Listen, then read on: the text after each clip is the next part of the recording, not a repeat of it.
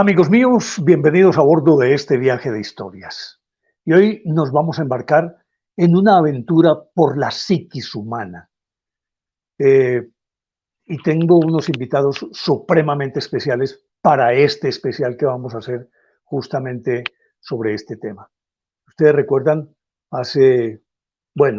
acabo de presentar un episodio en el que llegamos a la reflexión, a la conclusión de que independientemente de lo que pensemos, de lo que creamos, de lo que esperemos, de lo que soñemos, necesariamente tenemos que contar con el otro, porque somos hermanos y en aquel capítulo lo indicaba de esa manera, cómo nuestra morfología, cómo nuestra fisiología es común a todo el universo. Y cuando uno escucha hablar aquello del miércoles de ceniza que le dicen en polvo eres, o polvo eres y en polvo te has de convertir, es literal. Y literal porque estamos hechos todos del mismo material. Y todos los seres humanos, que entre otras cosas hay que mandar a recoger esa idea que se tiene de que hay muchas razas. No, solamente hay una raza, la raza humana. Y esta raza humana se puede distinguir hay variedades por el color de la piel, la textura, el pelo, y eso en el aspecto físico. Ni se diga en el aspecto psicológico, mental, y pues otras, diría yo que construcciones que tienen que ver con cultura, que tienen que ver con espiritualidad, que tienen que ver con religión. Pero la personalidad, yo creo que todos tenemos una personalidad básica, pero esa personalidad puede derivar en cualquier sentido dependiendo de muchísimos factores de los que vamos a hablar con nuestros invitados. Pero vuelvo al punto de partida, seguimos siendo hermanos. Y eso nos lleva a pensar que no hay gente mala ni hay gente buena. Simplemente hay seres humanos que hacemos cosas malas y hacemos cosas buenas. Y que quien llega a uno de los extremos, en este caso supongamos aquellos que hemos considerado como los más malos de la historia, regularmente uno tiene que llegar a la conclusión de que más allá de ser malos o buenos, son simplemente personas que están enfermas. Y pues hasta hace muy poco tiempo eso ni siquiera se podría pensar, ni siquiera se podría ventilar. Hoy ya con los avances de la neurociencia, llegamos a la conclusión de que en efecto no hay nadie malo ni hay nadie bueno. Somos malos y buenos, hacemos cosas malas y hacemos cosas buenas.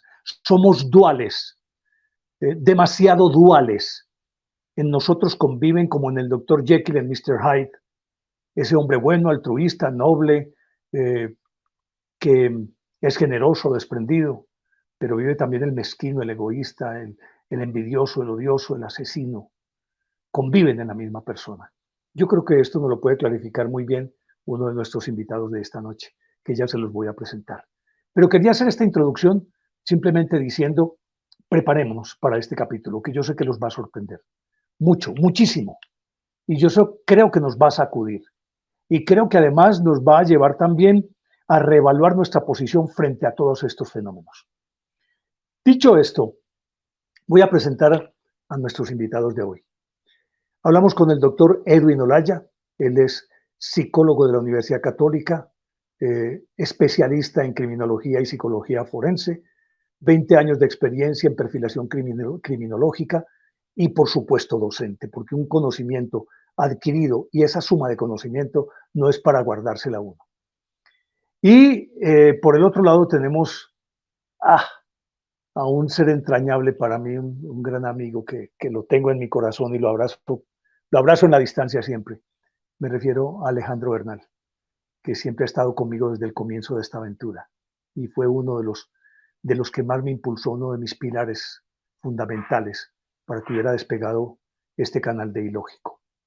Así pues que, amigos míos, los invito para que disfrutemos entonces de este especial. Yo los invito para que se suscriban en mi canal de YouTube, que es Néstor Armando Alzate, y lógico, denle me gusta, activen la campanita para recibir notificaciones. Y ahora sí, saludo a nuestros invitados. Pero antes de saludar, quiero plantear el tema para dejarlo ya sobre la mesa. Decía que no somos ni malos ni somos buenos, y que aquellos que en la historia aparecen como los más malos, son regularmente mentes enfermas, no se puede concebir de otra manera. Y podría ser una enumeración larguísima. Erzsébet Báthory, Gilles de Rais, pues Barba Azul, el mismo Iván el Terrible, tantas personas a lo largo de la historia que tenían una condición supremamente extraña. Y entonces hoy, con el doctor Edwin Olaya, a quien ya presenté, vamos a hablar de si en efecto el criminal, hay criminales natos, hay personas que son inducidas por el medio, por los traumas infantiles, por las condiciones familiares, por la violencia de que han sido objeto, abusos, o simplemente existe una tendencia natural, una tendencia natural hacia la maldad. Y vamos a hablar de muchos casos y que, de acuerdo con lo que nos dice el doctor Edwin, no se pueden meter a todos en el mismo costal. No se puede decir asesinos seriales y punto. Hay diversos tipos y de eso vamos a hablar. Quiero saludar al doctor Edwin Olaya. Nos place tenerlo aquí en Ilógico, doctor Edwin. Créame que es un privilegio y un honor tener a alguien con su conocimiento, su preparación académica y su experiencia, que yo sé que nos va a enseñar muchísimas cosas en este episodio que estamos realizando hoy. ¿Cómo ha estado, doctor Edwin? Bueno, Néstor, muy gustoso de estar acá, muy honrado realmente de compartir este espacio con usted, con Alejandro también, que lo aprecio muchísimo, y por supuesto con todos los que se sumen a este video y que dejen sus comentarios y que se suscriban y que, mejor dicho, hagan todo lo que hay que hacer en redes sociales. Para mí es un honor, lo dije fuera de cámara, lo reitero aquí, compartir espacio con Néstor. Es un gustazo, es un privilegio. Yo creo que ya con eso, una de las cosas que hay que hacer antes de morir, ya, chuleado, ya quedé listo con eso. Entonces, además de este gusto, completamente feliz y dispuesto realmente a tocar estos temas sobre los que a veces hay muchos mitos, muchos imaginarios, y que, no sé, sabe que yo escuchándolo y reflexionando un poco sobre mi propia historia y la historia de muchos de estos criminales, creo que a veces cedemos más al morbo de qué fue lo que hicieron que a esa invitación que sus propios actos nos hacen para reconocernos a nosotros mismos. O sea, esa naturaleza humana está en esos personajes y está en nosotros. Y bajo algunas circunstancias particulares de la vida, nosotros pudimos ser los que cometieron estos actos que algunos llamarían malévolos, demoníacos, execrables, pongámosle el adjetivo que quieran. Pero hay demasiadas circunstancias que se suman para que hoy nosotros estemos hablando de ellos y ellos hayan hecho lo que hicieron. Pues antes de presentar a mi amigo entrañable, a Alejito, Alejandro Bernal, quiero darle las gracias también a mi alter ego en este trabajo, que es Juan Betancourt. Es el que hace posible todo esto. Es esa persona maravillosa que siempre está dispuesto a acompañarme y a embarcarse conmigo en las cosas más absurdas que yo le propongo. Me dice, listo, siempre es como un escudero que está ahí al lado mío. A Juancito, un abrazo también, te quiero mucho, muchas gracias. Y saludo entonces a Alejo Bernal, que, como decía al principio, siempre estuvo a mi lado y fue el que me empujó, me animó, y hubo momentos en que yo dije, no, yo no sirvo para esto, y Alejito me decía, no, Nico, venga, vamos. Alejito, de nuevo un cálido agradecimiento por todo eso. Y pues retomando lo que dice el doctor Edwin, somos impredecibles como seres humanos. Me llama mucho la atención lo que dice el doctor Edwin, en el sentido de que pudimos ser nosotros, dependiendo de las circunstancias. ¿Qué piensas, Alejo? Antes que nada, Néstor, un saludo y un abrazo enorme para ti a la distancia. Me sumo a lo que dice Edwin, un abrazo para mi amigo Edwin Olaya, para Juan Esteban, que está ahí detrás en los controles, y desde luego para todos los suscriptores aquí de Ilógico, un abrazo enorme.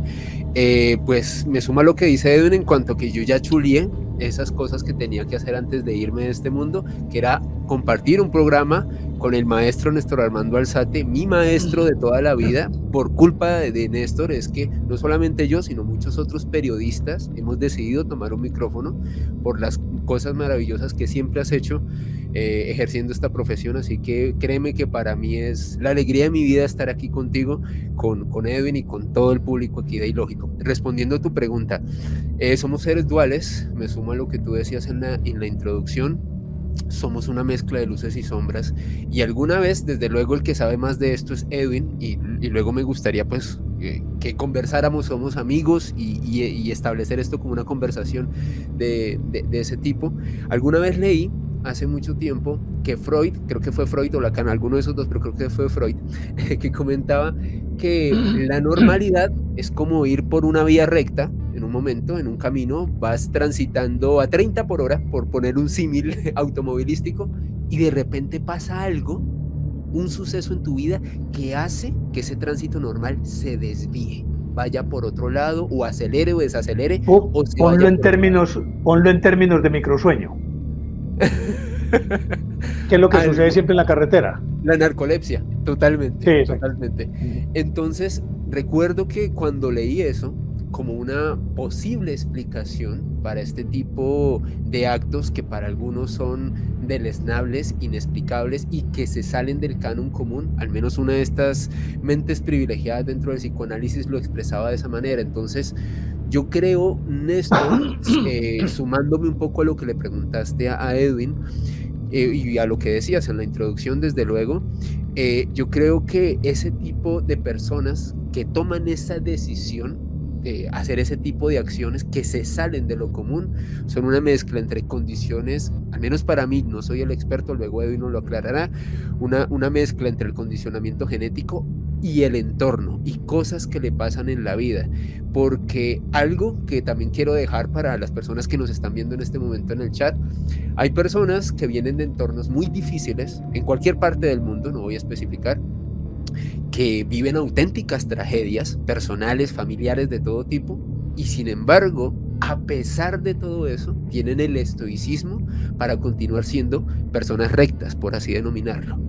En cambio, hay otras personas que viven una serie de hechos y hacen lo que comentaba en este ejemplo previo que puse: toman otra vía, aceleran o desaceleran, toman otro camino. Así que para mí, sin lugar a dudas, es muy interesante el punto álgido de la disertación que estamos haciendo esta noche, Néstor.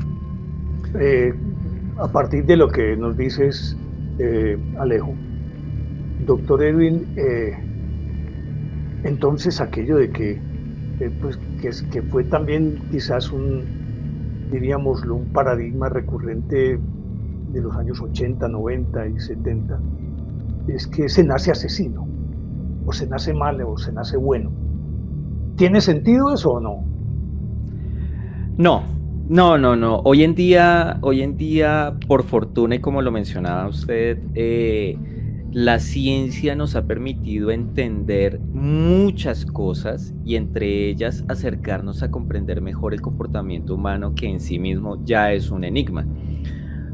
Lo cierto es que, como tú lo mencionas, ha habido un periodo o una secuencia de periodos en el que se ha intentado explicar ese comportamiento desviado a partir de únicamente la biología.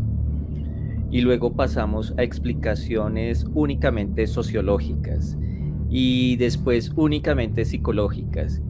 Una de las grandes ventajas que tenemos en estos días que corren es que priman los modelos integradores, que identifican al ser humano como un ente biopsicosocial. Por lo tanto, en la gran mayoría de casos, porque hay unas excepciones, la decisión de quitarle la vida a otra persona es el resultado de, claro, unos componentes biológicos, pero la biología no me hace ser un asesino necesariamente. Hay unas influencias sociales, los patrones de crianza, el entorno en el que lo que aprendí de mi entorno, incluso el momento político, económico en el que crecí, van modelando ciertas circunstancias que me llevan a considerar con mayor o menor importancia los derechos de los demás. Y hay también un componente muy fuerte psicológico, en el que yo introduciría también el aspecto neurológico cerebral, en el que a partir de, como tú lo mencionabas al principio, los rasgos de personalidad o la estructura de personalidad las creencias, las formas de percibir el mundo, todo empieza a interactuar de una manera particular para que un individuo no tenga ningún reparo en decir voy a quitarle esto a otro o, a propósito de los casos que vamos a tocar hoy, quitarle la vida a decenas o incluso centenares de personas. Hace un momento mencionaba que hay una excepción y es aquellos casos en los que hablamos ya de una enfermedad mental. Si bien es cierto, la enfermedad mental no me va a hacer un asesino, sí va a distorsionar de manera muy marcada mi percepción del mundo, mi principio de realidad y por lo tanto, como ocurrió con un asesino en serie en Estados Unidos, este individuo mató a varias personas porque en su cabeza estaba la idea de que si no los mataba iban a ocurrir temblores. Esto ocurrió en San Francisco en la década de los 80. Por lo tanto, este individuo en su trastorno, en su enfermedad mental, en su psicosis, pensaba que al quitarle la vida a una persona estaba salvando a todo el estado de un terremoto, de la falla de San Andrés. Pero estos casos son realmente los menos frecuentes. La enfermedad mental realmente no nos hace más violentos o más homicidas que cualquier otra circunstancia psicológica o social o biológica o todas juntas. Bueno, esta es una charla. Alejo, entra cuando quieras. Doctor Edwin, entre cuando usted quiera. Pero entonces eso me lleva a pensar también lo que usted acaba de decir. En cierta medida, y creo que ya es algo que la neurociencia pues, ha logrado perfilar muy bien, y es el hecho de que las carencias de algunas sustancias cerebrales, las endorfinas, no sé, de eso no entiendo mucho, puede que al ser inhibidas, puede que el individuo pierda la noción de, tengo entendido, no aquella noción de conciencia entendida desde el aspecto espiritual, sino la noción de conciencia desde el punto de vista biológico, es decir, que no hay reatos de conciencia. Decía, si no estoy mal, Charles Manson, que para él matar, aunque él no fue el asesino físico, pero por eso murió en la cárcel, decía que matar a alguien era como ir a comprar a la farmacia una aspirina, que no sentía absolutamente nada. Entonces, eso nos llevaría a pensar que para empezar a aclarar cómo funcionan o cómo no funcionan, tenemos que partir de lo cerebral, de esas carencias, de esas sustancias. No necesariamente, ¿sabes? Yo pensaría, y quizás esto va a ser una de las expresiones más polémicas que lance en este espacio, aunque me respalda la ciencia, no es una opinión, es un hecho. Los seres humanos, por naturaleza, tenemos un componente de agresividad, ¿sí? Gracias a la agresividad es que nosotros hemos podido superar desafíos evolutivos que nos han llevado, supuestamente, a ser la raza dominante. Digo supuestamente porque ahí hay mucho para discutir también y no lo vamos a hacer hoy. El punto es que biológicamente, o más bien la agresividad tiene una base biológica. Nos permitió sobrevivir, nos permite evitar peligros, enfrentarlos, pero eso es lo máximo, porque una cosa es la agresividad, la agresión como recurso biológico humano que es innato, y eso lo tenemos y que tiene que ver con supervivencia. Total. De hecho, hay estructuras en nuestro cerebro que están, pese a los miles de años de evolución, todavía funcionan en automático. Lo que llaman el cerebro reptil. No, este sería más el mamífero. El cerebro reptil parte de ese postulado de que el cerebro cuando hablo de lo primitivo, es decir, la noción de territorio, jerarquía, perpetuación de la especie y por lo tanto defensa y agresión en función de la defensa de estos otros ítems de perpetuación de la especie, comida que está asociada con territorio. Y tengo entendido que esa parte, que es muy primitiva, es la que nos permitió llegar a donde estamos. Claro, porque es la más primitiva, es la más instintiva biológicamente hablando. Pero ¿qué es lo que sucede? La respuesta, por ejemplo, de lucha y huida, que es la que nos permite reaccionar si se nos aparece un tigre o si se nos aparece un individuo en mitad de la noche con un cuchillo. Es la misma respuesta. Se alimenta también de un componente emocional.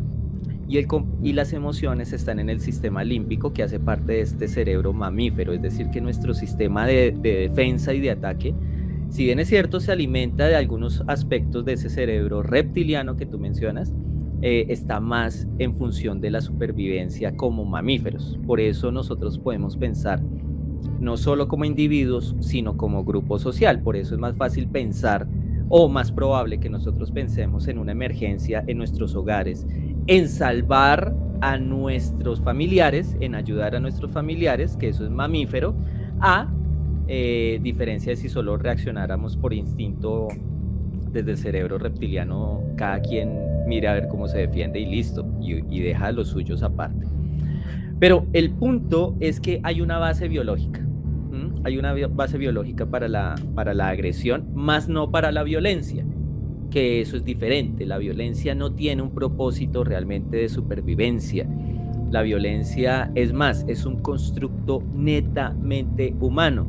Por eso a veces cuando veo documentales de animalitos o algo así y se utiliza la palabra violencia, digo, miércoles, por acá no es, porque la violencia además implica vulnerar al otro, no necesariamente porque yo esté protegiendo mi territorio o mis crías o mi propia supervivencia como entidad biológica, sino porque quiero más terreno y para ello utilizo herramientas, que en nuestro caso son las armas, y hoy en día las armas pues ya pueden ser de cualquier tipo. Esa violencia ya, yo diría que es lo que nos hace realmente humanos, ¿saben? Porque es un producto muy, muy nuestro. O sea, no hay violencia entre especies, no hay violencia intraespecie, hay agresiones. Porque es que además la violencia también se alimenta con otro tipo de expresiones. Odio, es decir, que ya son más expresiones abstractas. Odio, celos, envidia, codicia, todos estos elementos que hacen que nos diferencien de los animales. Los animales matan porque tienen que sobrevivir o por comida. Exacto. Pero no odian, no tienen rencores, ni vuelven nada personal. Es decir, yo no mato a aquel tigre porque me cayó mal. No, así de sencillo, no, porque me lo quiero comer. Exactamente. Alejito, entra cuando quieras también.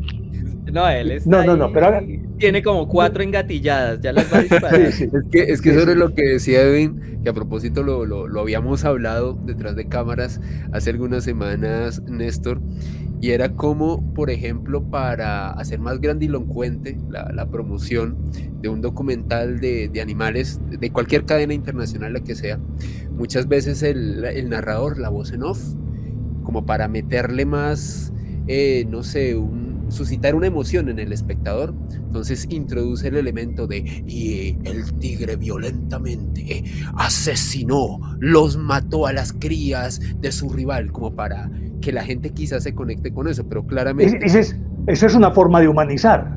Exactamente. Intentando humanizar pues algo que no tiene por qué serlo. Exactamente. Pero aquí hay una cosa bien interesante. Todo esto que ustedes nos están diciendo nos lleva a pensar que entonces existen unas ciertas influencias que hacen que el individuo, entendiendo que todos lo que aprendemos, lo aprendemos por imitación, por asimilación, y por lo tanto, a veces he visto cómo, por ejemplo, ahorita estaba hablando usted, doctor Edwin, de cómo este tipo de individuos llegan inclusive a convertirse, de hecho, casi que en artistas. Y que no sé por qué razón muchas personas, particularmente las mujeres cuando son hombres, se convierten en fanáticas de ellos y los convierten en héroes. ¿Es una necesidad de parecerse a él o es una necesidad de creer que yo puedo ser como él o que él me representa como esa parte salvaje que tengo? Uy, a ver, cuéntenme ustedes dos. Da para otro programa. Porque es que ya vamos a llegar a los casos específicos, hágale pues. No, es fascinante esa pregunta porque hay de todo. Esto es como en botica. Edwin, y perdóname interrumpirte, a mí se me viene a la mente con la descripción que hizo el maestro Néstor de Richard Ramírez, por ejemplo. Un hombre que que había sido un hombre que había perpetrado varios crímenes y cuando estaba en prisión, de hecho, conoció a la que posteriormente se convirtió en su esposa. Una mujer que era una auténtica fan del tipo, de hecho, le escribía cartas, decía que era el hombre más hermoso que había visto, así que se me vino a la mente eso, perdón por interrumpir. Y las fanáticas de Ted Bundy. No, siga pues, doctor. No, claro, de hecho, para no ir tan lejos, o sea, bueno, estos casos son muy emblemáticos, pero no podemos olvidar a Carlos Illich Ramírez, alias el Chacal, Claro. quien terminó casándose con su abogada en Francia, ¿sí? Su abogada defensora, o sea, empezó ahí una relación y una cosa llevó a la otra, las cosas del amor, y no siempre del amor. ¿Qué pasa? Por un lado, hay individuos que sí, hay que admitirlo, tienen una desviada admiración hacia este tipo de individuos, o sea, no lo podemos desconocer. En Estados Unidos hay incluso un mercado de souvenirs, de pertenencias, de cabellos, de ropa interior, de lo que sea, de asesinos en serie. Y pues claro, detrás de esa admiración uno no puede desconocer que puede haber un trastorno mental, no una enfermedad, pero sí hay una desviación en cuanto a la comprensión de las circunstancias. Por otro lado, como lo decías, Néstor, hay un punto que hoy en día se está evaluando muchísimo, se está estudiando mucho, y es cómo estos individuos se convierten en referentes y modelos para otros. Y esos otros lo que quieren es reconstruir su identidad tratando de ser esos individuos que le quitaron la vida a decenas de personas, pero obtuvieron un reconocimiento, casi se volvieron rockstar. El ejemplo más emblemático fue Charles Manson. Un típico complejo de Eróstrato, el típico complejo de Eróstrato. Algo así. Y por otro lado, cuando ya hay una orientación un poco más romántica, entre comillas, de hecho eso es una parafilia, que en este momento me escapa el nombre, pero hay una desviación en la selección del objeto sexual, y en este caso el objeto de atracción sexual es un homicida, o sea, ya el tema es de atención psicológica y psiquiátrica importante, es decir, hay un espectro grandísimo de personas que terminan idolatrando, admirando, imitando y enamorándose de estos individuos, y eso nos da otro punto, otro matiz de lo extraño que puede llegar a ser nuestro comportamiento como seres humanos. Yo le voy a mencionar aquí varios nombres, porque cuando usted estaba hablando de esto y la forma como se llega a idolatrar, por ejemplo, a ese tipo de personas, y que todo se hace por imitación, no sé si más adelante usted podría darnos luces sobre eso. La forma como se presentan estos asesinatos en masa, estas masacres en Estados Unidos, que es el pan diario, ¿hasta qué punto muchos llegan allí es simplemente por imitación, por aquel que vieron que fue capaz de entrar a una escuela y matar a 15? Y yo también lo puedo hacer, o a un centro comercial. ¿Hasta qué punto muchos de estos asesinos simplemente lo que hacen es tratar de imitar a quienes consideran sus maestros? Ahí le dejo esta pregunta, y que todo esto sirva pues de tema de reflexión. Y me gustaría que usted empezara a perfilarlos, porque no se pueden echar en el mismo costal. Hablo de asesinos, así los que recuerdo más rápidamente: Chikatilo, el ruso, Jeffrey Dahmer, Ted Bundy, Timothy McVeigh, otros como de otra característica, Jim Jones, David Koresh y Campo Elías Delgado. A ver, empiece a desglosarnos cómo se pueden clasificar estos que he mencionado, que yo diría los que menciono, porque son casi que el arquetipo, son los arquetipos de cuando a uno le hablan de este fenómeno, necesariamente se remite a estos, no sé si por ser los más conocidos, o pudo haber algunos mucho más diríamos, más, no, pues es que no puedo utilizar ese término, así pervertidos, porque no tiene nada que ver ese término, sino más crueles, pues, por decirlo de alguna manera. Entonces me gustaría que empezáramos a desglosar cómo se pueden clasificar. Se pueden meter a todos en la misma bolsa. Es lo mismo McVeigh que Jeffrey Dahmer, por ejemplo. Ok. Pues esa pregunta quiero decirte que no me la han hecho y está muy buena. Porque primero planteaste una especie de galería, una galería del mal, pongámoslo ese nombre. Esto es casi el baldor del mal, ¿no? Hay de todo. Y ciertamente no podemos meterlos a todos en la misma bolsa. ¿Qué es lo que sucede? Cuando desde la criminología, cuando se empezó a reconocer que existían estos delincuentes, también se empezó a identificar que no todos esos delincuentes actuaban de la misma manera. Y gracias a ese actuar sistemático, con una selección de víctima particular, con un periodo de tiempo entre acto y acto delincuencial. Con un patrón. Con un patrón, claro, que, como lo decía ahora, puede estar dado por la selección de la víctima o por lo que le hacen a la víctima. Bueno, una cantidad de cosas que tampoco es que haya una plantilla única, pero ciertamente la criminología identificó que hay una gran categoría que se denomina de homicidas múltiples, y ahí dentro se empiezan a surgir subcategorías. Una de ellas, que es la más conocida, la más mencionada y la más popular, por llamarlo de alguna manera, que son los homicidas en serie.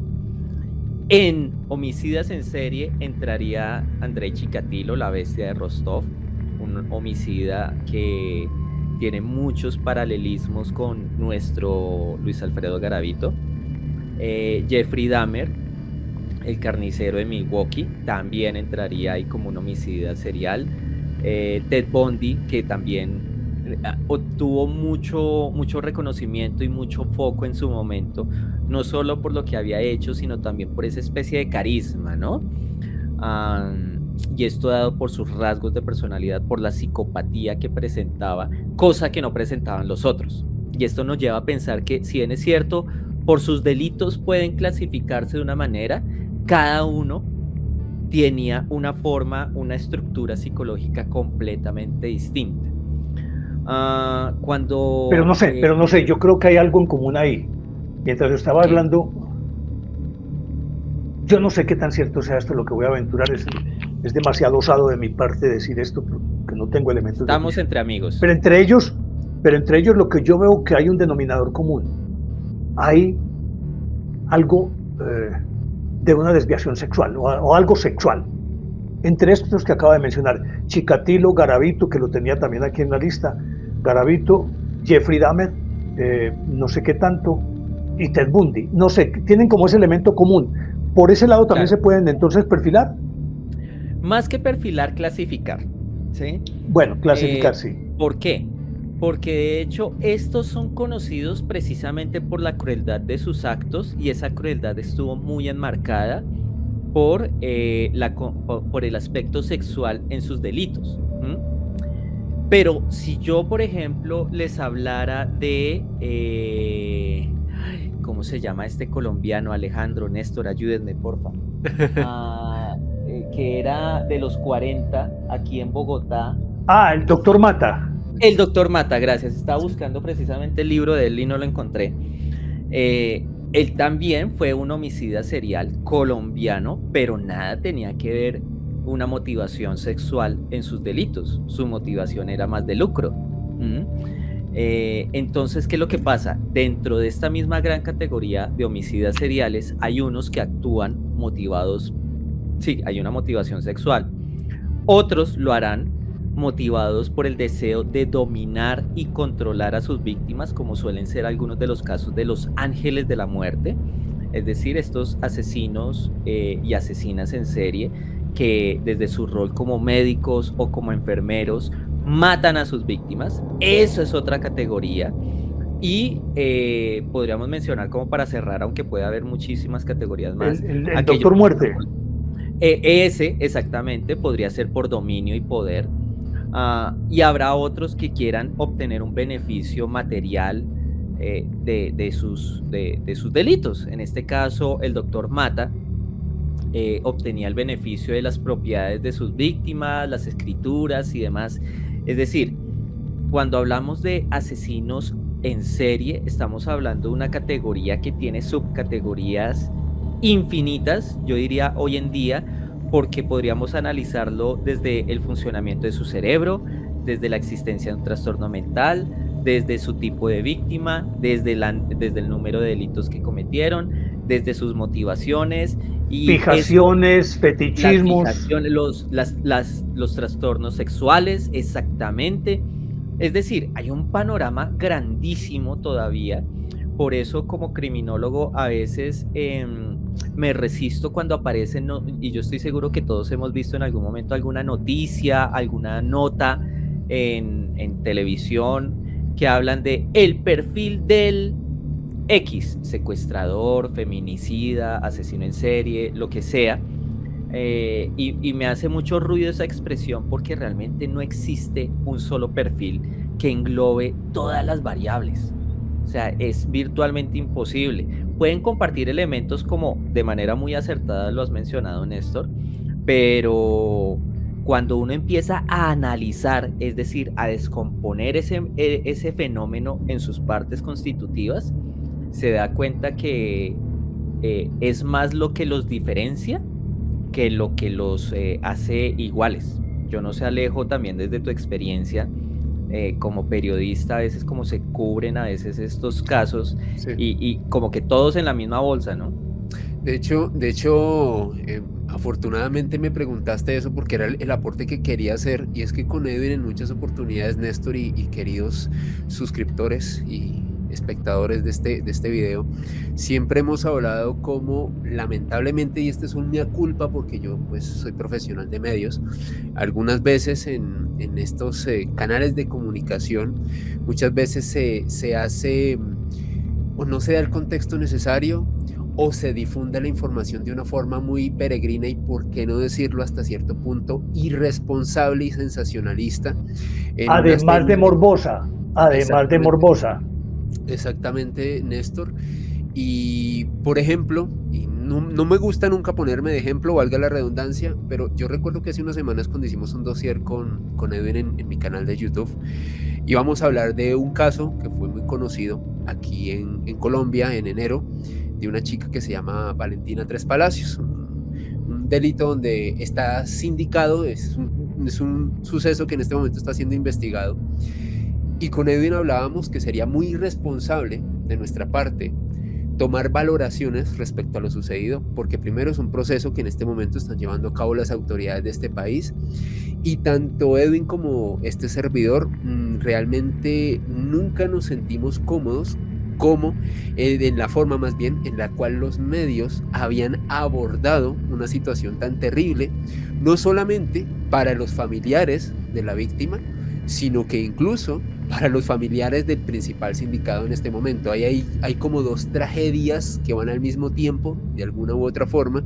y tristemente, cuando los medios cubren este tipo de sucesos tan tristes, tan lamentables, algunas veces emiten unas informaciones que, de mi humilde punto de vista, son bastante irresponsables, peregrinas, sin contexto y demás. Pero respecto a lo que estaba diciendo Edwin, y quiero aprovechar aquí que tengo el micrófono para preguntarle, ya que estamos entre amigos, Edwin, un asesino en serie necesariamente, no sé si esta palabra es correcta, tendría que tener un trastorno de la personalidad, no sé, algo relacionado con narcisismo, algún problema mental, o literalmente cualquier persona, por más normal que sea, podría cruzar ese umbral y convertirse en eso. De acuerdo a tu experiencia, ¿cómo lo ves? Pues miren, yo, o sea, llegar a decir que sí debe haber un trastorno, tal vez no. Sí puede haber una desviación en los rasgos de personalidad, en la cognición en cuanto a cómo se interpreta el mundo alrededor, pero no necesariamente estos delincuentes presentan un trastorno o, en el peor de los casos, una enfermedad mental. No. Eso hace incluso que sean tan variados sus comportamientos. Yo les comparto que tuve la oportunidad hace ya muchos años, muchísimos años, de hacer parte de la investigación de un asesino en serie colombiano los medios lo llamaron el monstruo de la soga. Y era un individuo que acabó con la vida de varios mototaxistas, que es una forma de empleo de trabajo informal aquí en Colombia. Entonces básicamente convierten una moto en un taxi para ganarse la vida. Y este individuo pues le quitó la vida a varias decenas de hecho de estas personas, de estos trabajadores. Y digamos que uno podría tener en mente, no sé, a un Ted Bundy, alguien encantador, alguien muy ameno para charlar, muy locuaz. Ted Bundy era el psicópata clínico y de libro. Además de apuesto, que era lo que le gustaba a las mujeres, ¿no? Con aquel arquetipo que manejan los gringos de el bad boy, el chico malo. Exacto, el chico malo. Además que pues aquí entre todos, la anécdota también viene desde su propia formación. Él estudió psicología, no terminó, pero también era estudiante de derecho. Entonces eso le daba muchas herramientas, eso le dio muchas herramientas para captar a sus víctimas, para engañarlas, pero también terminó jugándole en contra cuando en juicio intentó defenderse a sí mismo, y pues lo hizo con los resultados que ya todos conocemos. No obstante, lo hizo bien, tan bien que el juez le dijo: señor Bundy, usted hubiera sido un maravilloso abogado y me hubiera encantado tenerlo aquí en mi audiencia. Desafortunadamente usted optó por el camino del mal. El mismo juez que lo condenó. Pero bueno, la historia es que Bundy nos da ese arquetipo, como mencionabas, Néstor, esa imagen de cómo debe ser un asesino en serie. Pero si vemos a alguien como Chikatilo, introvertido, con dificultades para interactuar con todo el mundo, una vida interior llena de represión, y lo comparo además con este caso en el que trabajé, son personalidades completamente distintas. Es decir, no podríamos asegurar realmente que de fondo haya un trastorno de personalidad, una enfermedad mental, pero tampoco quiero decir con esto que cualquiera de nosotros tres o de los miles de suscriptores que estén viendo este video se puedan convertir de la noche a la mañana en un asesino en serie, porque no va a suceder. Pero siendo muy normales, podríamos llegar a pensar que hay momentos de quiebre, es decir, hay detonantes. Es decir, a cualquier persona, cualquiera de estos que acabamos de mencionar, pudieron llegar allá por un detonante específico. ¿Y qué tipo de detonantes se pueden dar? Ojo, el concepto de detonante o de disparador se reconoce en criminología como ese suceso que puede asimilarse mucho a una crisis. Puede ser un despido, la ruptura de una relación de pareja, una mudanza, la muerte de un familiar. Ese puede ser un detonante, pero una cosa es que sea un detonante y otra que sea la causa. ¿Esto qué significa? Que desde antes estos individuos ya venían amasando la idea de unas interacciones sexuales violentas, que posiblemente ya tenían unas fantasías cargadas de muerte, incluso alguna experimentación con otras personas, con animales, pero llega la circunstancia que los lleva ¿a qué? A querer ese mundo de fantasía cargado con todo lo que he mencionado, plasmarlo en el mundo real. Así funciona el detonante en el caso de los asesinos en serie.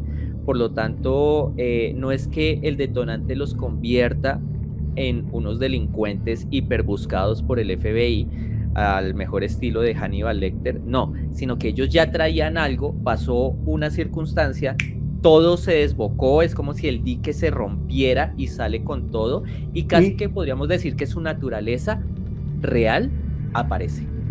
¿Y qué papel juegan ahí el odio, el resentimiento?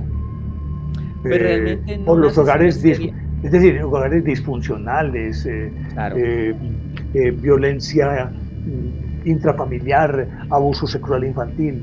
Todos esos son elementos que se van sumando ahí y se convierten en caldo de cultivo.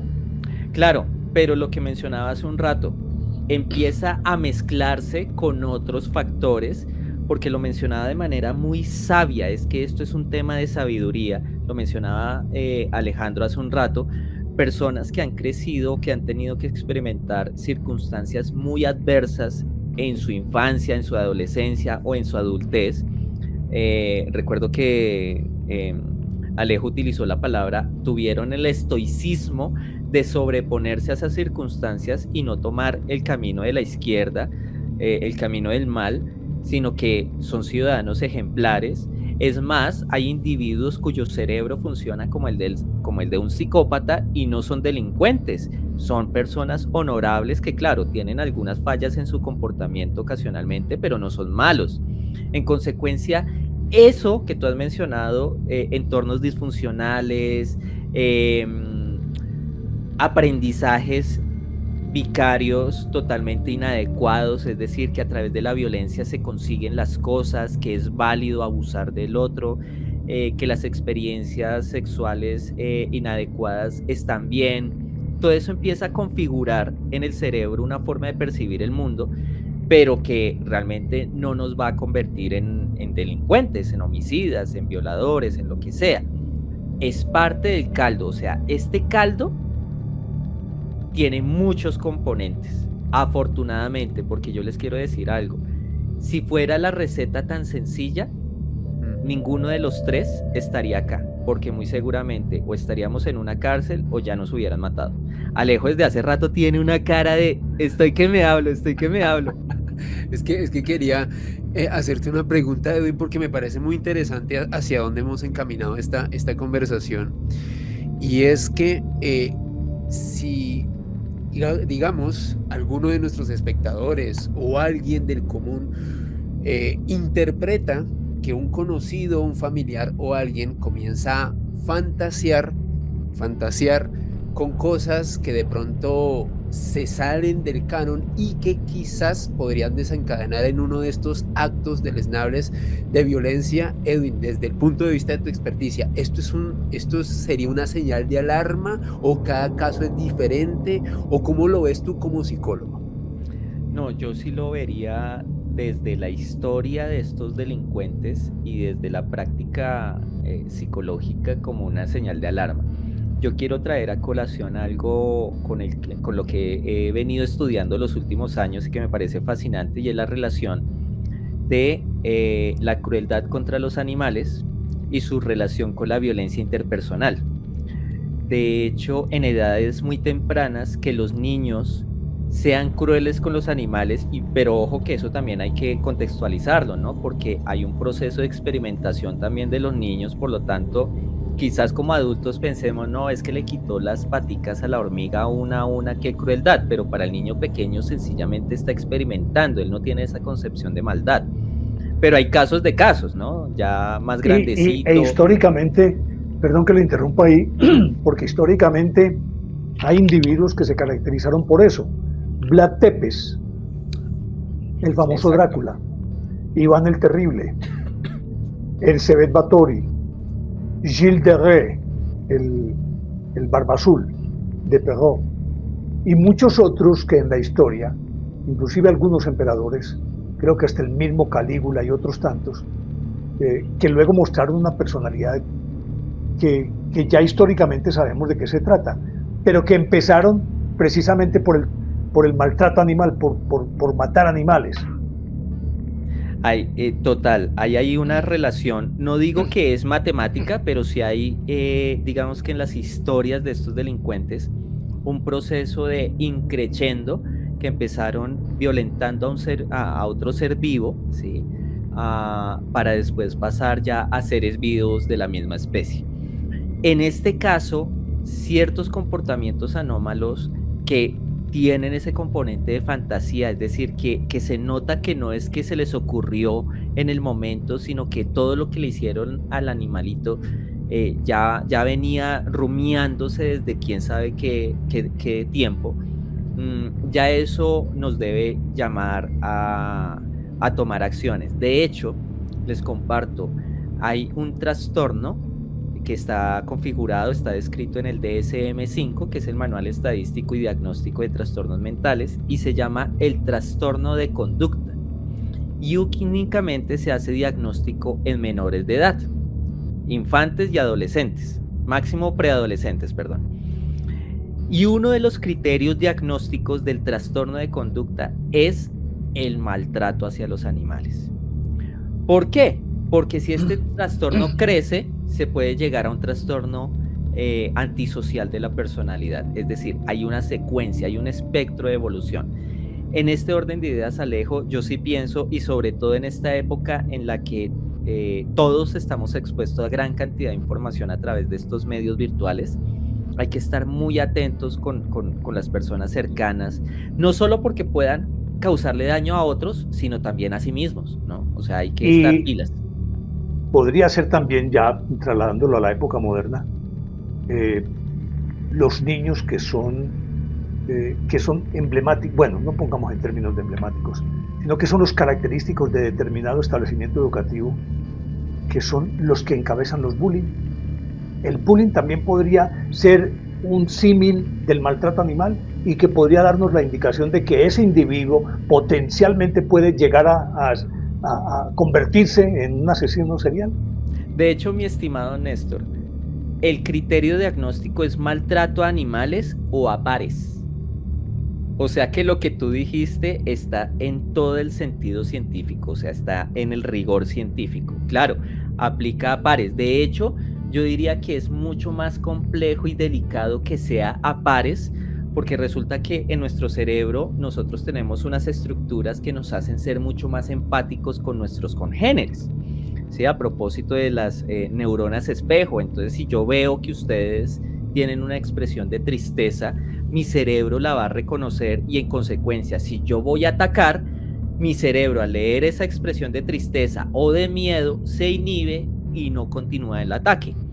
Pero si eso no está funcionando, si eso no está aprendido, porque eso también se aprende, hay que decirlo, no es tan innato como uno quisiera y desearía, hay que prestarle atención. Y ciertamente el bullying o el matoneo es un precursor de conducta violenta mucho más variada y mucho más lesiva.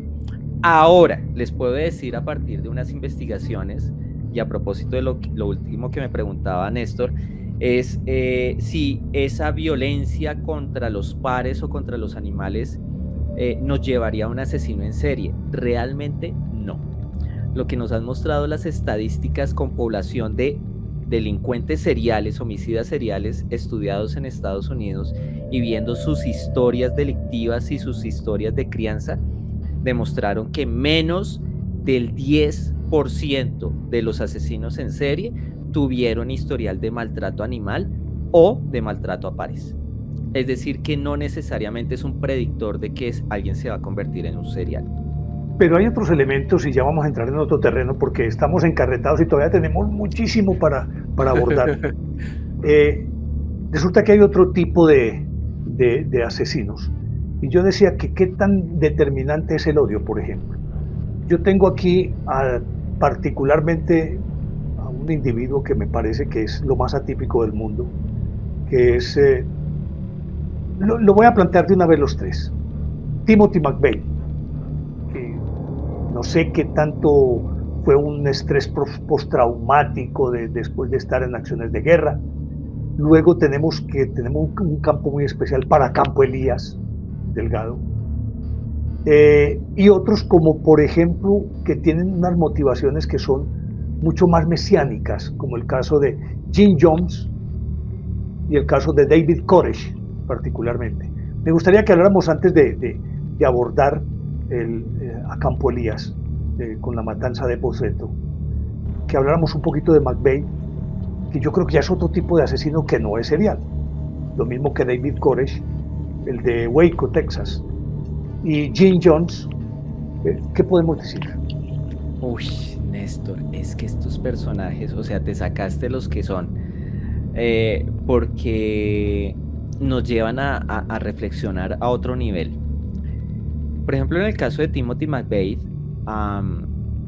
estamos que fue el que explotó un edificio y mató 168 personas en Oklahoma. O sea, yo no recuerdo cuántos centenares también de kilos de nitrato de amonio y yo no sé qué más explosivo fue los que mezcló para volar ese edificio y poco Y le dijo al faltó. final, bueno, ejecútenme. De todas maneras, el partido terminó 168-1. Exactamente. Durante la investigación, él No hay decía, reatos de conciencia, no hay nada. no, decía, son daños colaterales, ya. A sabiendas de que, y pues para los que no estén familiarizados con el caso, fue una bomba, mega bomba, que pusieron en un edificio federal en Estados Unidos, en la ciudad de Oklahoma. Había, además de oficinas del FBI, una oficina ay, ¿cómo es esto? Como de cuidar niños, pero ayúdenme, como de guardería es el concepto. Sí. De hecho, murieron muchos niños ahí con ocasión a la explosión. Y lo que dices, Néstor, a McVeigh le valió 5, la cantidad, el tipo de personas. Y aquí podríamos hablar de algo, y tú utilizaste una palabra que en criminología tiene un poder impresionante y en nuestra vida diaria igual, la motivación. O sea, las motivaciones es lo que hace que este mundo gire y vayamos a la luna y vayamos a Marte, pero asimismo que le compremos un almuerzo a un habitante de calle porque vemos que tiene hambre. La motivación es lo que nos mueve como seres humanos. Y en este caso la motivación de McVeigh estaba muy, muy sesgada hacia una ideología política de extrema derecha además, que consideraba, de hecho, cuando lo capturaron en su camiseta tenía una frase algo así como que la libertad en ocasiones hay que bañarla con la sangre de tiranos e inocentes, algo así. El día que lo capturaron, que fue el mismo día de la bomba. Entonces aquí hablamos de un individuo que, así como Breivik, Anders Breivik en Oslo, que también puso una bomba y encerró literal una cantidad de adolescentes en una isla y cometió una masacre impresionante. En su cabeza lo único que prima es lo que ellos piensan, casi que tienen una visión de túnel tan cerrada y tan egoísta y narcisista que creen que son los únicos que tienen la verdad, y quien no esté con ellos sencillamente deben dejar de estar en este plano terrenal. Aquí hablaríamos en el caso de McVeigh de un terrorista. Básicamente la criminología nos lo pondría como un delincuente, un terrorista, sobre todo por el componente político de sus acciones. Pero otro plan, ¿sí? otro espectro, otro satélite de este universo criminológico lo componen personajes como David Koresh, como Jim Jones, quienes no Edwin, se... Señor. antes de que abordes esos dos temas de Koresh y de Jim Jones, quería comentar algo sobre Timothy McVeigh, que de hecho tuvo muchas implicaciones en algo que se conoció a finales de los 90 como la masacre de Columbine, donde 2 adolescentes ultimaron una cantidad importante de compañeros de colegio. ¿Y qué relación tiene ese hecho con el suceso que involucró a Timothy McVeigh? Pues Dylan Klebold y Eric Harris, los chicos que perpetraron este hecho en esta escuela de Columbine, decían que admiraban a Timothy McVeigh, que de hecho en cierto modo ese hecho que ellos habían perpetrado era una especie de homenaje a eso que había ocurrido en Oklahoma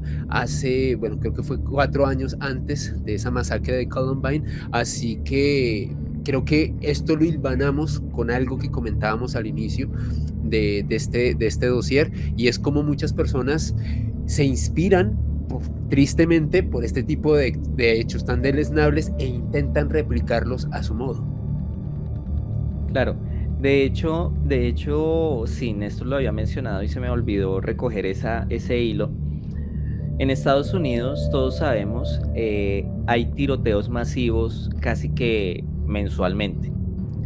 Aunque hoy en día no se ha podido establecer la presencia de un efecto copycat o de imitación, lo cierto es que no podemos desconocer que algo debe pasar para que ocurra un suceso y a la semana siguiente ocurra otro y luego otro. O sea, creo que este tipo de secuencias de encadenamientos de eventos en diferentes lugares de Estados Unidos en contra de diferentes poblaciones no es un acto al azar, y que no se limita únicamente al acceso a las armas, sino que también hay un deseo en el fondo de reconocimiento a través de un acto totalmente atroz, totalmente horrible, que de hecho hoy en día, sobre todo hoy en día, ya no les juega a favor en cuanto a ser reconocidos, porque son tantos los eventos que ya es difícil saber realmente quién hizo cuál y cuándo.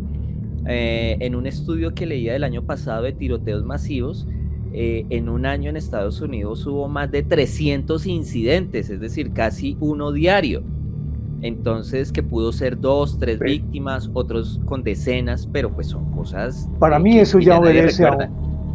y eso obedece a una anomia, a una inversión de Total, valores. total. Pero venga, volvamos a retomar, porque esto ya, lo de Estados Unidos, yo creo que es un fenómeno mundial, porque es la inversión de valores. En todas partes el valor de la vida está, diría yo, que por el suelo. Y aquellos otros valores que nos han distinguido como seres humanos, también que no son negociables, ya se volvieron también moneda de curso. Pero volvamos, yo creo que iba usted hablando de Koresh y de Jim Jones, que allí cambia todo el tinglado, Claro. porque ya son más mesiánicos, ellos creen que son los mesías. Exacto. Por un lado, Koresh lo creía, ¿sí? Jim Jones lo actuaba. Pero A ver, ambos explíquenos a ver. Claro, Koresh realmente sí tenía una fundamentación, tenía un estudio bíblico y como tal en algún punto él sí creyó que era un profeta que venía a salvar a un grupo de personas que lo siguieron, solo que por esa vía empezó también un desvío al lado oscuro de la fuerza, llamémoslo de esa manera, y terminó aprovechándose no solo de su propia percepción de superioridad sobre los demás, sino de la confianza y la creencia de los demás hacia él. ¿Para qué? Pues para vulnerar a las niñas, para, de hecho, viabilizar sus ideologías políticas, pilas que aquí también otra vez ese cerebro humano del pensamiento y la conciencia y el raciocinio empieza a jugar en contra, porque Koresh también fue un radical de extrema derecha. Tan es así, decía, que una cosa que si la Biblia no lo decía, pero la Constitución sí, de Estados Unidos lo decía y lo aprobaba, pues obviamente tenían aval de la Constitución y cosas así por el estilo. Jim Jones, por su parte, él realmente nunca se creyó que era un mesías, él sabía lo que estaba haciendo, él estaba dominando a las personas, obteniendo un beneficio económico y pues de otra índole también, a tal punto que incluso cuando ya percibió que había una amenaza en su contra, y esto fue a partir de la visita del senador norteamericano a su isla, y pues exactamente, y que lo matan nada más ni nada menos que a un senador de Estados Unidos, y pues después de todo esto, Jones, como un ejercicio final de poder y dominio sobre los demás, hace que la gran mayoría se suicide. Digo que la gran mayoría porque hay testimonios de sobrevivientes que indican que a varios los obligaron a tomar ese refresco mezclado con el veneno, se los embutían. Por lo tanto, la idea del suicidio colectivo se romantizó también, pero no es fiel a los hechos. Lo que hay detrás de estos dos individuos, claramente, más allá de su concepción mesiánica o no, es un poder sobre las masas impresionante que se equipara. Para allá. El poder de la seducción con la palabra. Exactamente. Yo creo que lo que ellos hacían era que vendieron la idea y lo hacían tan supremamente bien que no solamente ellos se creían mesías, sino que lo vendieron con tal convicción que los demás se lo creyeron. Y yo creo que en ese plano ya entran otro tipo de individuos que también podrían formar parte de este cuento. Estoy hablando de Mussolini, estoy hablando de Hitler, que todo lo que hicieron fue a través de la palabra, ese poder tan inmenso con la palabra, llegar hasta instancias como estas. Total, además que hay algo muy particular y es que ese mensaje estaba diseñado en cada uno de ellos, no para que llegara a todo el mundo, sino para que llegara a cierto tipo de personas. porque estos líderes sectarios, porque ellos son líderes sectarios, así los clasificamos en criminología, tan es así que ahí entraría también Charles Manson, lo que logran es ofrecer una idea que conecta con las carencias, con las necesidades de un grupo de personas, carencias físicas, conceptuales y sobre todo emocionales, y pues vacíos espirituales. Total, y terminan llenándose con una historia planteada por alguien que lo único que quiere es su autoengrandecimiento, su autorreconocimiento y su autobeneficio, y pues todo Los que lo siguen esperan una redención espiritual. Claro, mejorar su vida. Y los que los dominan, ¿qué? Permanecer y llenarse de poder, permanecer en el poder y llenarse de poder, perpetuarse. A propósito de los últimos ejemplos que mencionabas, Néstor, Mussolini, Hitler y muchos otros, el poder en sí mismo es una droga impresionante para estos líderes de grupos. Independientemente de que sea un poder político, como en el caso de Mussolini y Hitler, a un poder religioso en el caso de Koresh y de Jim Jones. Claro, poder al final de cuentas. Todo poder trae sus beneficios y eso es lo que busca también este tipo de personas. Alejo. Edwin, en esa misma categoría de la que estamos hablando de David Koresh y Jim Jones, podríamos meter a Marshall Applewhite, el líder de aquella secta Heaven's Gate, la cual 38 personas se quitaron la vida porque... Los del Templo Solar. De acuerdo a ese señor, iba a pasar un cometa en aquella época y sus almas iban a ascender al cielo gracias a este paso. ¿También se podría meter a ese personaje ahí?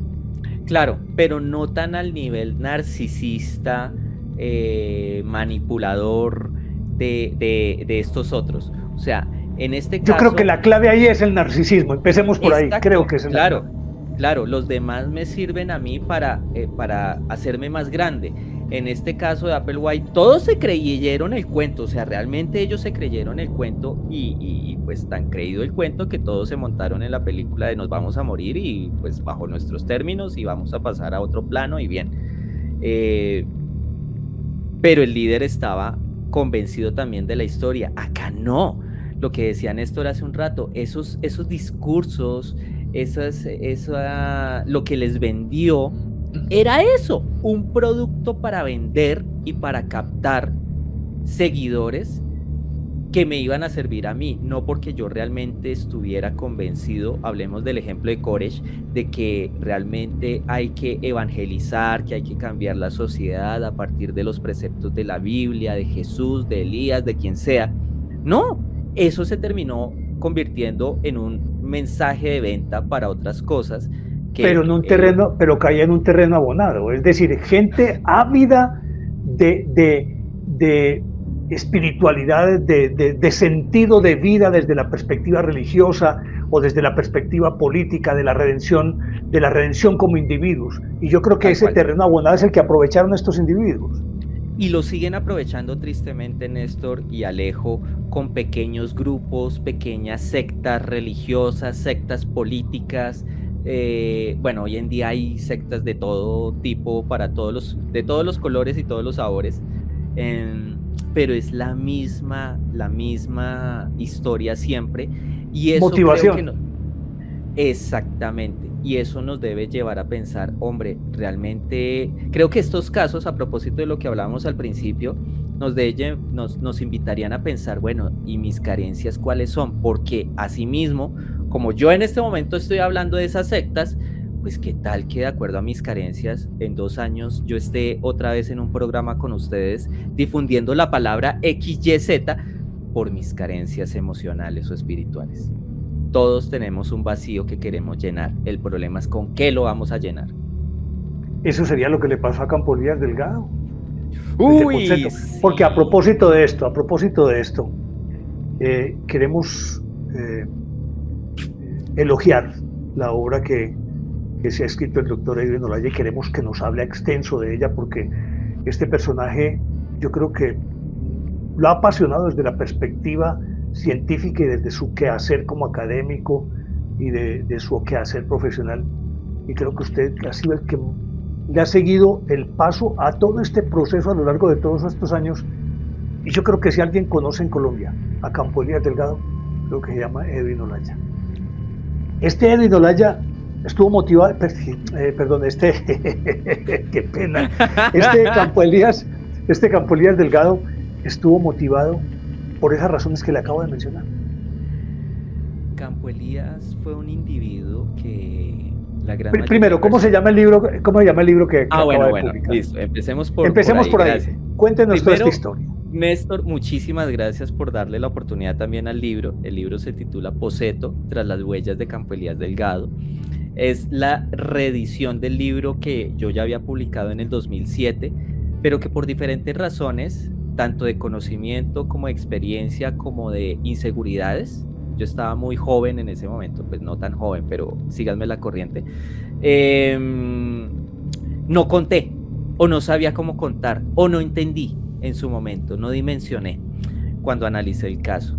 Y hoy en día, después de mucho tiempo, después de haber ejercido como perfilador criminal durante casi una década, más de una década, con casos reales, con casos impresionantes, casi que de película y demás, y siguiendo el estudio que esto exige, que esta disciplina de la perfilación exige, pues yo dije, hay que contestar las preguntas que no me contesté, que no le contesté a las personas en su momento, y creo que ya tengo el ático un poquito mejor amueblado para contar las cosas de otra manera, de modo que no se quede únicamente en una descripción de hechos, sino en una serie de reflexiones frente a lo que somos nosotros mismos, porque al final del libro digo eso, podemos condenar a Campo Elías, pero no podemos, si somos humanos y compasivos, no podemos desconocer su historia, una historia personal llena de violencia intrafamiliar, llena de guerra, de violencia política en Colombia,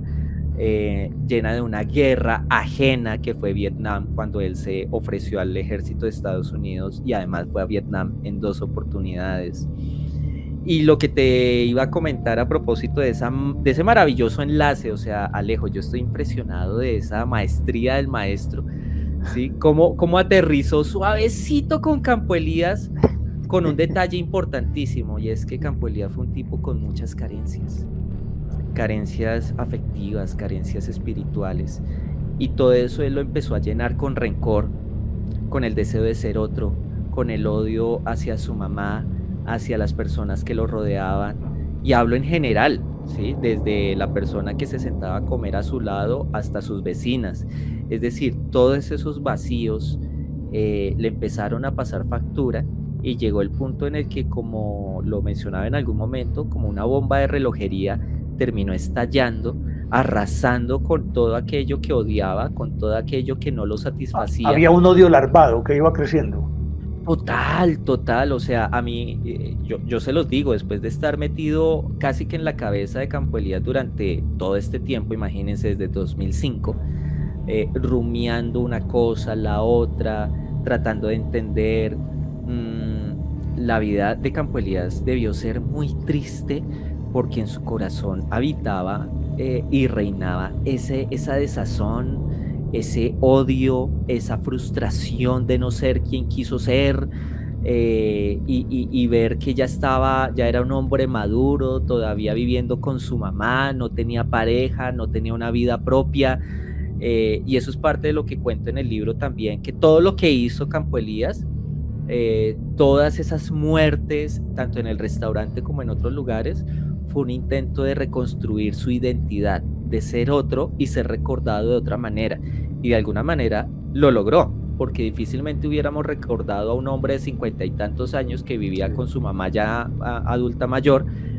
Hoy lo recordamos como el autor de una de las mayores y más memorables, tristemente hay que decirlo, masacres casi que únicas en su estilo en la historia judicial de Colombia. ¿Y cómo fue esa niñez entonces? Pero, sí, dale Alejito, dale. Edwin y Néstor, es que quiero aprovechar a contextualizar, sobre todo a los espectadores de fuera del país que no estén como muy metidos ni reconozcan el nombre ni la implicación de Poseto. Esto ocurrió el 4 de diciembre de 1986, de acuerdo a las versiones oficiales. Este hombre, Campo Elías Delgado, un colombiano ex veterano de la guerra de Vietnam, o sea que se ofreció a combatir por parte de los norteamericanos en este conflicto. Llegó a un restaurante que quedaba en, ¿cómo podríamos decir eso, Edwin? ¿Norte o centro de Bogotá, Poseto? Para esa época era el norte, hoy en día casi que es el centro, es con la casi que crecida centro, que sí, se es que pegó como la ciudad. Bogotá Pero en su creció momento era el norte de la ciudad, sí señor. Entonces, en el norte de Bogotá, en una zona podríamos decir que prestigiosa de la ciudad, entró este señor, tuvo un ataque de ira extremo, supremo, y este hombre ultimó a 29 personas que se encontraban en el lugar y previamente ya había realizado otra serie de crímenes. Para continuar contextualizando sobre todo a los espectadores que nos ven de afuera. Entre ellos mató a la mamá. Exactamente, a su propia Así madre, es. por quien sentía un profundo desprecio, tal y como nos comentaba Edwin. ¿Y por qué fue muy importante para la historia de Colombia? Hay que tener en cuenta la década de los 80, estábamos metidos en un problema de tráfico de sustancias, no puedo decir la palabra porque te desmonetizan, Néstor, y no lo voy a hacer, pero un tema de tráfico de cosas indebidas, y que este suceso ocurriera en el corazón de la capital de Colombia, con un responsable claro, ya se imaginarán el polvorín mediático que esto causó. Es más, este hecho se convirtió posteriormente en un suceso muy notorio debido a la obra de un escritor muy conocido aquí en Colombia, Mario Mendoza, quien publicó un libro titulado Satanás, inspirado en este caso, aunque él incorporó otro tipo de elementos. En este caso, la obra de Edwin es desde el punto de vista de la ciencia, de su conocimiento, de la experticia, del análisis de los documentos, así que es muy interesante conocer este contexto desde un punto de vista profundo, desde el punto de vista de un experto como lo es Edwin. ¿Y entonces cómo fue esa niñez? Pues mira, lo que cuentan las pocas personas que hoy en día todavía recuerdan a la familia Delgado Morales es que el papá de Campo Elías ejercía el típico rol del macho dominante, cultura patriarcal, y eso se expresaba en violencia en contra de su esposa, doña Rita, y también en contra de la hermana de Campo Elías, Claudia Patricia. Ese marco, a propósito de lo que hablábamos hace un rato, esa exposición a la violencia empieza a generar cambios en las personas. De hecho, estudios que se han realizado con niños que han sido expuestos desde pequeño a violencia intrafamiliar han demostrado cómo el cerebro empieza a modificarse, hay cambios físicos en el cerebro y en consecuencia en las conexiones que se empiezan a establecer para responder a ciertos estímulos. Por lo tanto, empiezan a aceptar más la violencia, empiezan a entender que de pronto la violencia es un medio para obtener un fin, y eso fue lo que aprendió Campo Elías. Primero, que a las mujeres se les violentaba, y segundo, que la violencia es válida para obtener un beneficio particular. Y ahora pensemos también esa violencia que los rodeaba, que era la violencia política. Ellos vivieron en una zona en donde la violencia partidista entre liberales y conservadores era exacerbada, una violencia que llevaba a la muerte, y eso también lo vivió él a tal punto que fue una familia de desplazados en algún momento, porque los colores se les convirtió en un problema y tuvieron que irse de donde vivían originalmente para evitar problemas y repercusiones mortales. Es decir, esa niñez fue muy difícil para Campo Elías. No estoy diciendo que por eso terminó matando, pero sí terminó siendo un ingrediente adicional en su caldo de cultivo, en su frasco de Petri, para ir gestando ese virus que más adelante se convertiría en un homicidio de masas. Y por supuesto, Campo Elías ya de adulto toma la decisión de ir a una guerra que no le correspondía, en la que no teníamos nada que ver, pero va y se presenta al ejército de Estados Unidos y se ofrece a ir a la guerra de Vietnam. De hecho, más como con un sentido de aventura. Yo pensaría, ¿sabes qué? Y es algo que desarrollo en el libro, es como sus primeras búsquedas de ser alguien, de reconstruirse a sí mismo, además porque hay un tema con los nombres, y es que él era Campo Elías Delgado, su papá era Elías Delgado, muy típico eso de ponerle al primogénito el nombre, ¿no? El nombre del papá. Y eso también tiene una carga psicológica en los hijos porque básicamente están cargando con la sombra del papá. Y acá hay que mencionar que esa sombra estaba un poco enturbiada en la medida en que Elías Delgado se suicidó, se quitó la vida. Y una de las primeras personas que llegó a ver el cuerpo fue su hijo Campo Elías Delgado. Para ese momento era un preadolescente.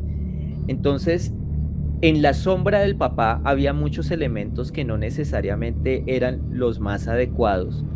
Y yo interpreto, claro, puede haber una búsqueda de aventura, pero también ese sacudirse de ser mi papá, ¿sí? Ese deseo de ser alguien diferente, de ser alguien admirable, y de hecho tan es así que fue condecorado en la guerra, hizo parte de uno de los cuerpos élite en su momento más reconocido, fue Ranger, o sea, casi nada en su momento, cuerpos élite del ejército, y tuvo todos los cursos que tú quieras de polígono, paracaidismo, técnico médico, técnico en computadoras, estrategia militar por computadoras, es decir, era un ambiente en el que él se sentía muy cómodo y se destacó.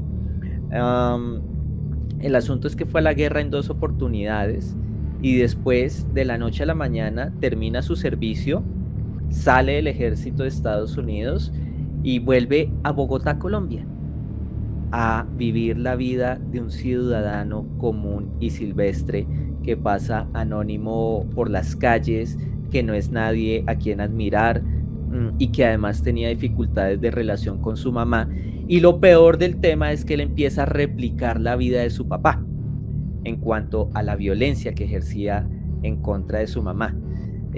Yo pienso que todo esto poco a poco se fue sumando y tuvo que haber sucedido algo a propósito del detonante que lo llevó a ya tomar una decisión consciente. Campo Elías no fue un enfermo mental que se enloqueció y empezó a matar a la gente, no, en su cabeza lo organizó, lo planeó, lo preparó y lo ejecutó de manera muy clara, además que él tenía el entrenamiento para ser muy efectivo haciendo lo que quería hacer, que era ¿qué? Matar, y matar a muchos. Oye, no, qué cosa tan interesante. Pero Campo Elías Delgado podría ser, escuchándolo atentamente, porque tenga la certeza de que me voy a devorar el libro, porque si lo escribió con la delicia con la que lo está contando, tiene que ser un libro maravilloso y me lo tengo que leer. Ay, ojalá. Me lo devoraré, porque es que lo cuenta con una fruición, doctor, que inmediatamente lo motiva a uno para leer el libro. Pero ese Campo Elías Delgado podría ser el arquetipo de millones de colombianos que han tenido que pasar por ese calvario también de la violencia y de todo esto, que él, al final de cuentas, tenía una guerra y dijo, bueno, pues, si me matan, pero yo voy a tratar de ser alguien, pero tenía en ese momento ese motivo. Pero hay tantos millones que no han tenido esa oportunidad, pero siento que se han decantado hacia otras formas de violencia con grupos fuera de la ley, guerrilla, paramilitares. Es decir, ese arquetipo de Campo Elías Delgado refleja parte de ese espíritu violento que no es solamente colombiano, sino que también es muy, digámoslo, muy latinoamericano y muy de Estados Unidos. Sí, Néstor, tristemente sí. Yo he reflexionado mucho sobre el tema. Creo que somos afortunados en la medida. Es decir, potencialmente, perdón que le interrumpa, potencialmente puede surgir cualquier Campo Elías Delgado producto precisamente de toda esta violencia que vive el país y de haber crecido en un hogar tan disfuncional como el de Campo Elías. ¿En este momento se puede dar? Es difícil decirlo, pero mira que este evento ocurrió en el 86, como bien nos lo recordaba Alejo, y no se ha repetido a ese nivel. Entonces, por un lado, creo que las circunstancias para que un Campo Elías surgiera están, tristemente, están en nuestro país. La exposición a la violencia, la frustración, las malas relaciones interpersonales, familiares, el deseo de ser alguien, sobre todo en esta época de redes sociales en las que todos queremos ser alguien en las redes y que nos vean y nos reconozcan y nos den like y Por cierto, no se les olvide suscribirse y dar like. Pero el punto es que creo que la experiencia de Campo Elías fue tan particular, la receta de su ser fue tan particular, que solo en él se pudo dar esa idea de arrasar con todo. Porque fíjate que incluso, pese a que nos llegan noticias de otros países, incluso algunos cercanos como Brasil, que han ocurrido este tipo de homicidios en masa, en Colombia no se dan a ese nivel ni a ningún otro. O sea, me refiero a que no es un deseo de destruir por un deseo, por una motivación tan personal, sino puede ser política, puede ser económica, a propósito pues de estas pugnas entre grupos armados al margen de la ley. Pero esta declaración tan personal de decir, yo hago esto con mi mamá, y detrás de eso hay un subtexto, yo hago esto con mis vecinas, y que detrás de eso hay un subtexto, yo hago esto en el restaurante, y eso también tiene, casi que es una narrativa a través de la sangre y del fuego.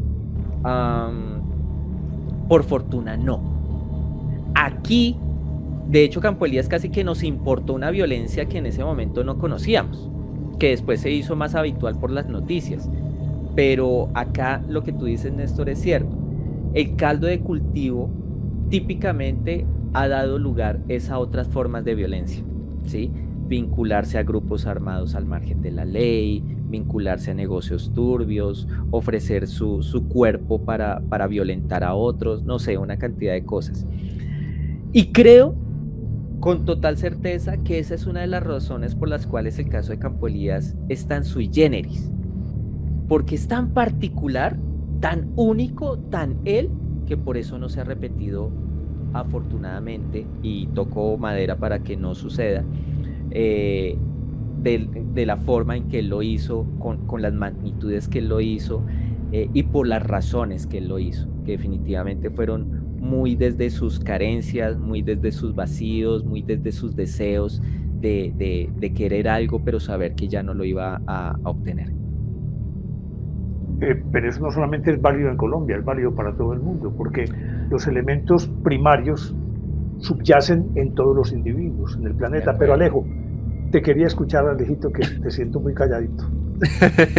No, Néstor, sinceramente creo que la masacre de Boseto es un antes y un después, no solamente dentro de la historia criminalística de nuestro país, tristemente nuestra nación, uno de los países más violentos del mundo, pero creo que hay un elemento muy importante que mencionó Edwin hace unos momentos. En cierto modo, Campo Elías nos importó un tipo de violencia que hasta ese momento no estábamos habituados a ver, un hombre que tenía una formación militar en los Estados Unidos, y todo lo que suscitó y que comenzó a ocurrir tras esta masacre de Boseto, sin lugar a dudas marcó para mí la historia de Colombia, reitero, en un momento ya convulso, porque pues nuestro país, tristemente hay que decirlo, siempre ha estado involucrado con la violencia.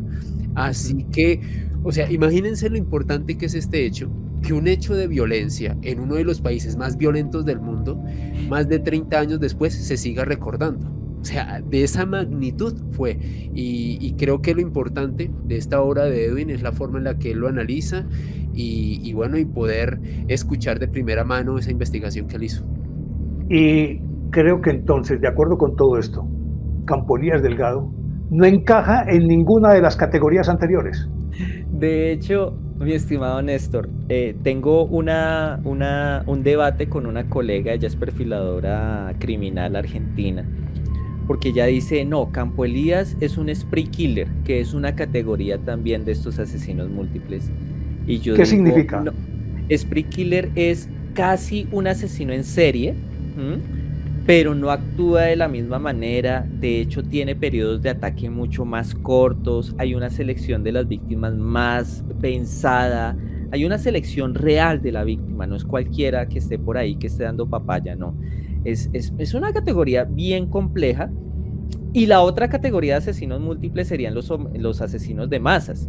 Entonces yo le digo, ella me dice, Edwin, es un spree killer. Y yo le digo, Laura, no, es un asesino de masas porque además la cantidad de muertes que llevó a cabo en un mismo lugar lo categorizaría de esa manera, pero después cuando yo empecé a reflexionar, y eso es algo que digo en el libro, Campo Elías es tan sui generis que ni siquiera entra como un spree killer puro ni como un homicida de masas puro. O sea, es tan particular este individuo y todo lo que hizo, que efectivamente, Néstor, tú has dado en el blanco al decir que no hay categoría radical, así muy purista, que nos permita decir Campo Elías es un delincuente con estas características. No Ni la siquiera hay. el sueco, ni siquiera el sueco. No, porque Breivik como tal entraría en nivel de terrorista, pero también de asesino de masas. De acuerdo. Pero Campo Elías empieza a Sí, generar muchos. Es más, Campo Elías tuvo un incidente, uno de los delitos, hubo una motivación sexual. O sea, imagínate, hubo de todo en este caso.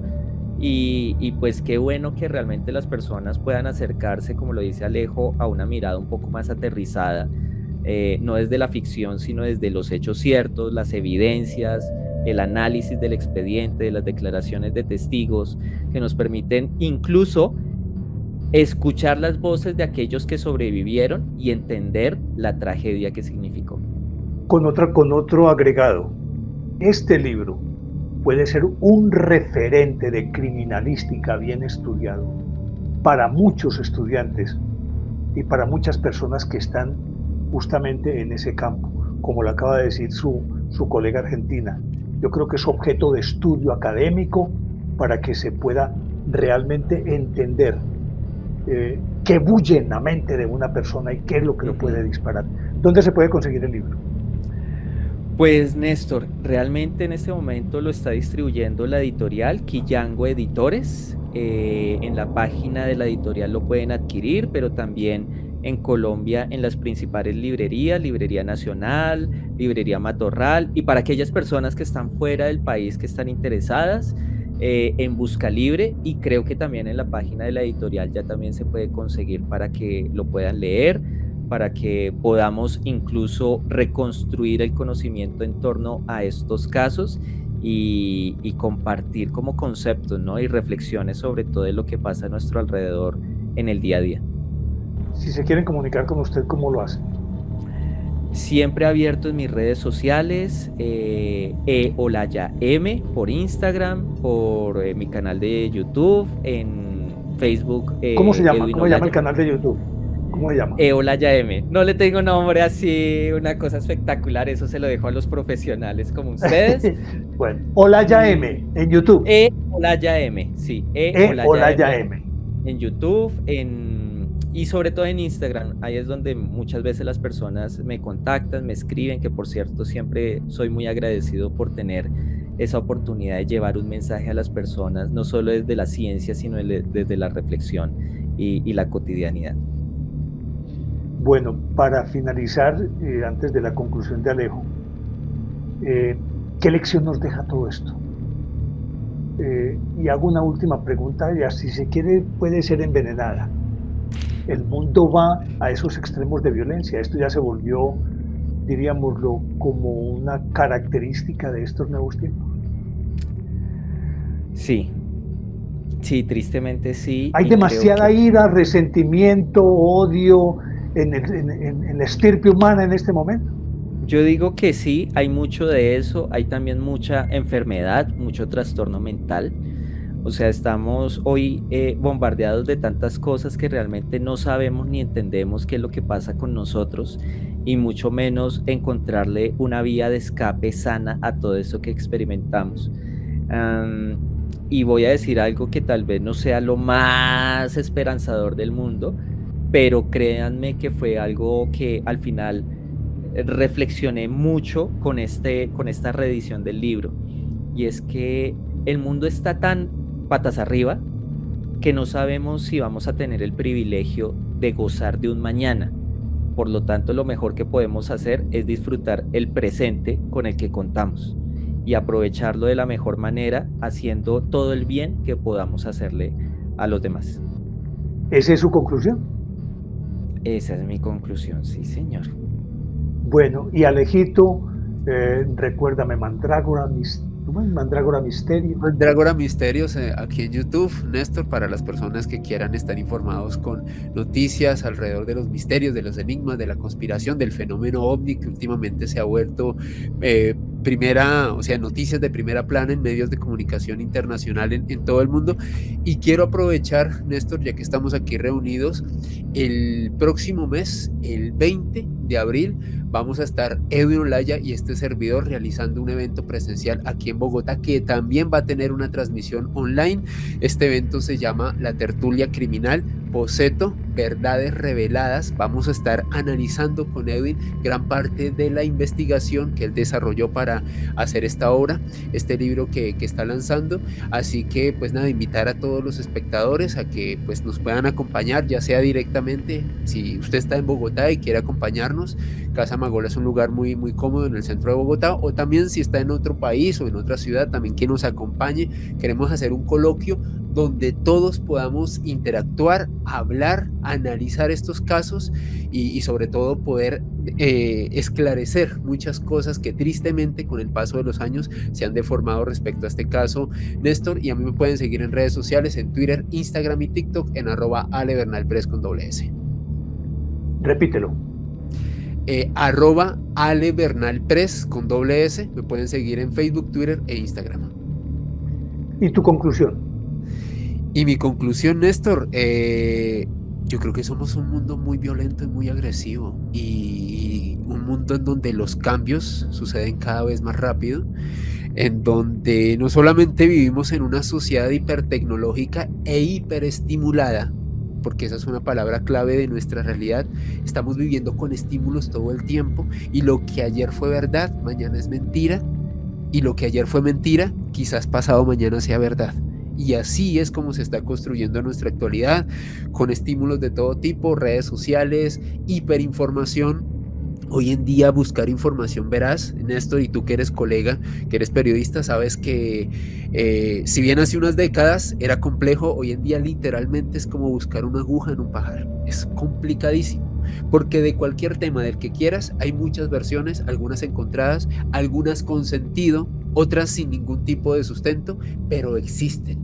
Y para mí, este tipo de cambios tan rápidos e hiperestimulación lo que hace es que las personas se sientan sinceramente desequilibradas, no tengan un panorama claro de futuro, y sobre todo, y desde mi humilde punto de vista, no tengo la profesión de Edwin, pero lo analizo como persona, para mí hay una importante crisis de identidad de las personas hoy en día. Nadie sabe qué es, quién es, ni qué rol juega dentro de la sociedad, ni qué hacer con su vida. Entonces, para mí todo esto es caldo de cultivo para que seamos una sociedad violenta e impredecible.